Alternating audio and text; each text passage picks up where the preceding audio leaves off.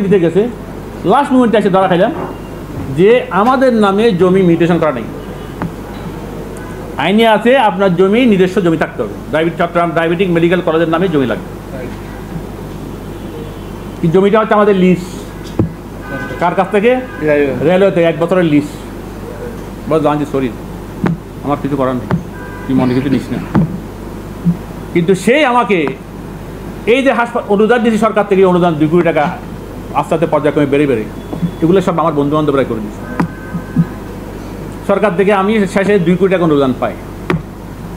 যখন হলো না, আমার কমিটির যারা আছে সবাই মিলে বসে, আমরা প্রধানমন্ত্রীর কাছে বহুত ধর্ণা দিছি, এটা আমাদের নামে জমি দেওয়া যাবে না, এটা নীতিমালায় নাই বা আমরা এখন পর্যন্ত পারি নাই। সবাই আমার ধরলো যে আপনার জমিটা দিয়ে দেবেন।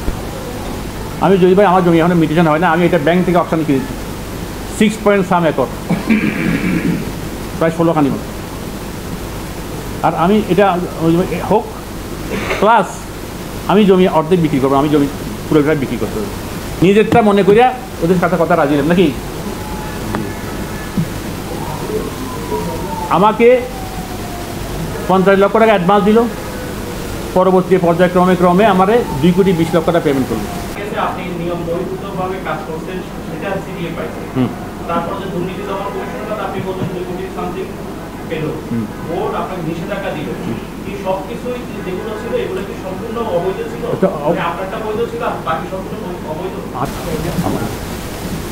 টাকা কিনতে থেকে প্রাইভেট হাসপাতাল, তো যার জমি তাকে টাকা দিতে হবে না? তো আমার জমি আমাকে টাকা দিছে, আমার নামে চেক হয়েছে। আমি যদি চুরি করতাম, ওই আমার নামে একটা আমি আমার জমি আমার না দিয়ে কি টাকা কি আপনাকে দেবো? কি নাম আপনার? মাসি শেখ। এটা সরকারি টাকা। এই 2 কোটি 20 লক্ষ টাকা যেটা আপনার পেমেন্ট করেছে, এটা সরকারি টাকা, এটা সরকারি টাকা আপনি আত্মসাৎ করছেন। সরকারি টাকার নিয়ম হচ্ছে আপনার সরকারি টাকার নীতিমালা আছে, সেই নীতিমালা অনুসারে আপনাকে খরচ করতে হবে। খরচ করে আপনাকে রিপোর্ট দিতে হবে। রিপোর্ট দিলে পরে আপনাকে নেক্সট কোয়ার্টারে চেক দেবে। আমরা ওই নীতিমালায় যেখানে খরচ করা দরকার, যে খাতে হাতে খরচ করা দরকার, সেই খাতে হাতে খরচ করে আমরা, এটা সরকারি টাকা না। যেটা 2 কোটি 20 লক্ষ টাকা আমাকে পেমেন্ট করা হয়েছে, সেটা হলো ডায়াবেটিস সমিতির টাকা। যখন রিপোর্ট দিলাম আমি শুনলাম, আমি কথা বললাম আবার, নো দিস ইজ মাই টাকা, আমি চ্যালেঞ্জ করলাম। আর আপনারা যদি এটা মামলাও করেন, মামলা প্রমাণ করতে পারবেন না। বলে আপনারা ডায়াবেটিস হাসপাতালকে পার্টি করেন নাই, সেই জন্য উনি রায় দিলেন ডিফেক্ট অফ পার্টস, মামলা হারিস কিন্তু ডিফেক্ট অফ পার্ট। আমার কথাগুলো বুঝতে না বললে কিন্তু আমাকে প্রশ্ন করে সমস্যা, নাহলে পরে পারবেন না, পরে প্রশ্ন করার সুযোগ দেবো। ডিফেক্ট অফ পার্টিস বলে উনি মামলা খারিজ করলেন। ডিফেক্ট অফ পার্টিস, আমরা ডায়াবেটিস হাসপাতাল, আমি ডায়াবেটিস হাসপাতালের মামলা কি ডায়াবেটিস হাসপাতাল নিজে গিয়ে করবে, না সভাপতি করবে, না সেক্রেটারি করবে? আপনারা বলেন। ডায়াবেটিস হাসপাতাল পুরো কমিটি, পূর্ণাঙ্গ কমিটি আমাদেরকে সিদ্ধান্ত নিয়ে সভাপতিকে ক্ষমতা দিচ্ছে মামলা করার জন্য। আরেকটা কথা বললেন, রায় দিলেন ডিফেক্ট অফ পার্টিস, একটা সাথে পর্যবেক্ষণ দিলেন। পর্যবেক্ষণ এটা কোনো রায় না, যে কোয়েশ্চেনেবল ইলেকশন। আমরা যে ইলেকশন করেছি, এই ইলেকশন আমাদের কমিটির, সেই ইলেকশনটা কোয়েশ্চেনেবল। ইচ্ছা করলে মামলা বাতিল, কমিটি বাতিল করতে পারে, বাতিল করেনি, বলতে কোয়েশ্চেনেবল, পারমিশন নিলে ভালো হতো।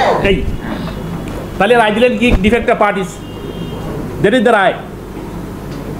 এইটা রায় টিকবে না, এটা হাইকোর্ট অ্যাপিল ডিভিশনে আমরা গেছি, এটা স্টে হয়ে যাবে। এই প্রশ্নের জবাব দিতে একটা জিনিস সবসময় খেয়াল রাখবেন, ডায়াবেটিক হসপিটাল সবার, এটা আমার না। আমরা হয়তো আজকে কমিটিতে আসছি, কালকে আরেকজন আসবে, ইলেকশন হবে, যেই আসে সেই আসবে, কিন্তু এখানে কারো বাপের সম্পদ না, এটা কারো সম্পদ না, এটা জনগণের সম্পদ। এবং এটার সেবা দেওয়ার জন্য এখানে আসছি। আমি কিন্তু দরবারি লোক, কিন্তু আমাকে কিছু আমার বন্ধু বান্ধবে বসে আপনি আসেন, সমাজ সেবা, একটা ডায়াবেটিসের সেবা, সেই হিসাবে আমি আসছি। তো ডায়াবেটিস সেবাতে